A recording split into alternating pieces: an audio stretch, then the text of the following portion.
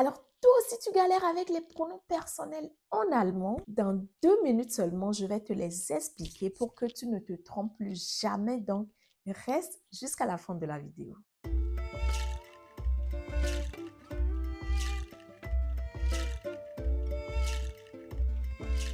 Coucou les amis et bienvenue encore sur ma chaîne Hello Dutch. J'espère que vous allez bien. Alors, moi, je suis Lady Fina et ici, je vous propose des cours d'allemand gratuits adaptés à votre rythme, spécialement conçus pour les débutants et très faciles à suivre. Donc, abonnez-vous pour ne rien rater. Les pronoms personnels en allemand sont essentiels pour la communication quotidienne, qui sont des cas grammaticaux très importants lorsqu'on veut comprendre l'allemand. Ils sont organisés par des cas nominatifs, accusatifs et datifs qui sont des cas grammaticaux très importants que l'on doit connaître si on veut vraiment maîtriser l'allemand. Aujourd'hui, nous allons nous concentrer sur le cas nominatif. Ces cas nominatifs sont utilisés pour indiquer le sujet de la phrase, c'est-à-dire la personne qui fait l'action. Voici quelques exemples pour vous montrer comment chaque pronom s'utilise dans une phrase typique. Le premier pronom nominatif en allemand, c'est ich, c'est le je en français. Donc, un exemple concret, ich bin glücklich, ça veut tout simplement dire je suis heureuse. Donc, on peut le voir ici, c'est le je ou bien le ich qui fait l'action. Donc, ce sera pareil pour les autres cas aussi. Le deuxième pronom nominatif ici, c'est du. C'est ça qui est le tu en français. Donc, un exemple, du hast recht. Tu as raison. Le troisième pronom nominatif, c'est er. Donc, c'est le il en français. Donc, un exemple, er spielt Fußball. Il joue au football. Donc, vous allez voir aussi, c'est le pronom qui fait l'action. Le quatrième pronom nominatif ici, c'est sie. Donc, un exemple concret, on dira sie liest ein Buch.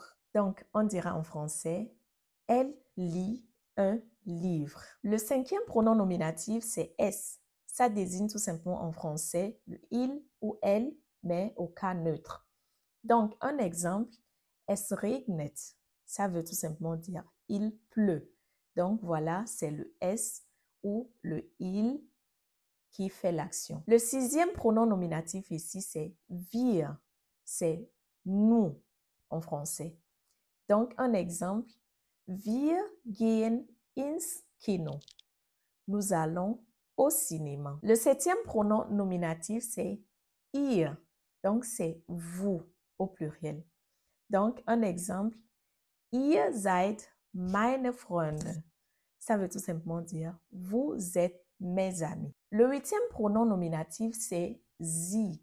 Sie avec le petit s qui désigne ils ou elles en français.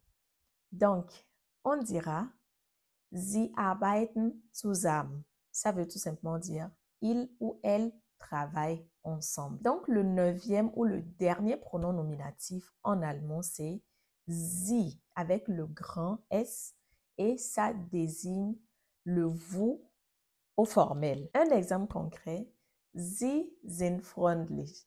Ça veut tout simplement dire vous êtes aimable. Donc, en récapitulatif, nous avons 9 pronoms nominatifs en allemand.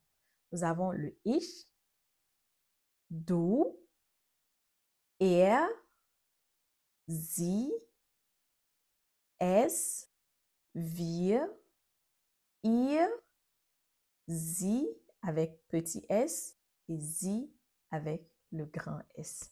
Alors, j'espère que ces explications vous aideront à comprendre la place de ces pronoms dans une phrase. Si vous avez besoin de plus de détails ou de plus d'exemples, dites-le moi dans les commentaires. Donc, on est à la fin de cette vidéo. J'espère qu'elle vous aura plu. Si c'est le cas, n'hésitez pas à la liker, à la partager, à vous abonner à la chaîne, mais surtout, à me poser vos questions dans les commentaires. D'ici là, portez-vous bien et je vous dis à très bientôt pour une nouvelle vidéo. Tchuss!